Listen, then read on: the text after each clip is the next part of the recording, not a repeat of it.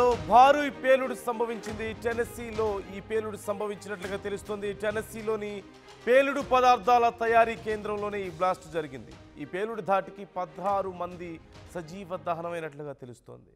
16 మంది ప్రాణాలు కోల్పోయారు. పేలుడు ప్రభావంతో సుమారుగా 20 మైల్స్ వరకు కూడా ఆ భూమి కంపించినట్లుగా తెలుస్తోంది. ఆ 20 మైల్స్ వరకు ఆ సౌండ్ వినిపించిందంటూ చెప్తున్నారు. అక్టోబర్ 10న ఈ ప్రమాద ఘటన చోటు చేసుకుంది. తాజాగా మరొక ఇద్దరు కూడా మృతి చెందినట్లుగా తెలుస్తోంది. ఇంకా ఇద్దరు కార్మికులకు సంబంధించి ఆచూకీ దొరకలేదు. కంపెనీలో దాదాపుగా 150 మంది పనిచేస్తున్నట్లుగా గుర్తించారు. ప్రమాదంపై FBI దర్యాప్తు ముమ్మరం చేసింది. ఈ నేపథ్యంలో ఈ ఘటనకు సంబంధించి ఇంకా విచారణ జరుగుతున్నట్లుగా తెలుస్తోంది.